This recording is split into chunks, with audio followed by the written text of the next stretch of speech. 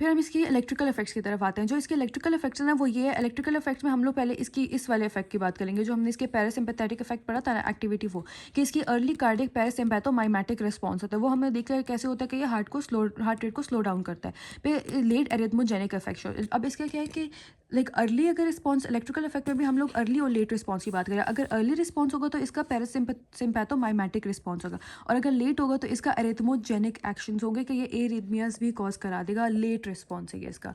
फिर हम इसकी इलेक्ट्रिकल अर्ली रिस्पॉन्स पे आते हैं। इलेक्ट्रिकल अर्ली रिस्पॉन्स इसका क्या है कि इसने एवी कंडक्शन को डिक्रीज करना है, हार्ट रेट को स्लो डाउन करेगा तो एवी कंडक्शन डिक्रीज होगा। एवी कंडक्शन जब भी डिक्रीज होता है तो इसका मतलब होता है कि पी आर इंटरवल जो है वो इंक्रीज कर रहा है, ठीक है, और टी वेव की फ्लैटनिंग करेगा। तो इसका इलेक्ट्रिकल अर्ली रिस्पॉन्स में आ गया डिक्रीज एवी कंडक्शन, और इसके अलावा आ गया इंक्रीज पी आर इंटरवल और टी वेव फ्लैटनिंग। फिर हम इसकी लेट रिस्पॉन्स की बात करें तो लेट रिस्पॉन्स में ना इनके ऑपोजिट हम लगा लेंगे कि हमारे पास क्यू टी इंटरवल जो है वो डिक्रीज कर रहा है, हमारे पास टी वेव की यहाँ पे फ्लैटनिंग हो रही है, यहाँ पे टी वेव की इन्वर्जन हो रही है, और एस टी डिप्रेशन हो रहा है, ठीक है। तो इसमें हमारे पास लेट रिस्पॉन्स में तीन चीज़ें आ गई। इसमें हमने क्यू टी इंटरवल का लिखना है कि Q T interval decrease, T wave inversion, S T depression, ठीक है। एस टी सेगमेंट जो है वो डिप्रेस कर रहा है, क्यू टी इंटरवल डिक्रीज कर रहा है, एस टी डिप्रेस कर रहा है, और इसके अलावा टी वेव इन्वर्ट कर रही है। तो सारा कुछ यहाँ पे क्या हो गया, उल्टा हो गया, डिक्रीज हो गया। अब इसके ये हमारे पास दो रिस्पॉन्सेज हो गए, अर्ली और लेट। अब हम इसके आते हैं इलेक्ट्रिकल टॉक्सिक रिस्पॉन्सेज पे। अगर इसके लिए टॉक्सिक रिस्पॉन्स है तो उसमें क्या होगा, हमने पढ़ा था कि इसके जो लेट रिस्पॉन्स होते हैं वो एरिथमोजेनिक होते हैं। अब यही इसके इलेक्ट्रिकल टॉक्सिक रिस्पॉन्स कैसे होते हैं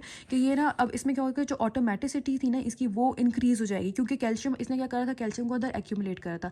अब एक टाइम ऐसा है जब कैल्शियम का अंदर बहुत ज़्यादा ओवरलोड हो जाएगा, जब कैल्शियम का बहुत ज़्यादा ओवरलोड हो जाएगा तो उसकी वजह से हमारे पास डिलेड आफ्टर डीपोलराइजेशन होगा, डिलेड आफ्टर डीपोलराइजेशन होगा। तो इसकी वजह से अब कैल्शियम ओवरलोड हो गया, डिलेड आफ्टर डीपोलराइजेशन का प्रोसेस हो रहा है, तो इसकी वजह से क्या होगा, हमारे पास अब एक्स्ट्रा सिस्टलीज होना शुरू हो जाएंगी, टैकीकार्डियाज होना शुरू हो जाएंगे, फिब्रिलेशन होना शुरू हो जाएगी। अब जब ये एक्स्ट्रा सिस्टली होगी तो वेंट्रिकल में हमारे पास क्या होगा, प्री मेच्योर वेंट्रिकुलर बीट्स हो जाएंगी, राइट, टाइम से पहले ही क्या बीट आना शुरू हो गई, तो ये हमारे पास इसमें होना शुरू हो जाएगा। तो ये इंक्रीज ऑटोमेटिसिटी होती है। ये क्या है कि in the ventricles it causes the premature ventricular beats when coupled to normal beats in 1:1 fashion, तो उसे बाइजेमिनी कहते हैं। हमारे पास ये जब हम लोग नॉर्मल बीट के साथ जो है इसको बस ये एक नॉर्मल एक वो है कि इसमें जब हम लोग नॉर्मल बीट के साथ इसको कंपेयर करते हैं तो ये 1:1 में आ रही होती है। लाइक नॉर्मल बीट आएगी, उसके बाद प्री मेच्योर वेंट्रिकुलर बीट आएगी, नॉर्मल बीट आएगी, तो हम इसे बाइजेमिनी कहते हैं। तो इलेक्ट्रिकल टॉक्सिक रिस्पॉन्स हमारे पास क्यों हो रहा होता है, जो हमने पढ़ता है रिथमोजेनिक, क्योंकि कैल्शियम का ओवरलोड हो जाता है इसमें, ठीक है। तो हमने ये इसके ओवरऑल एक रिस्पॉन्सेज पढ़ लिए।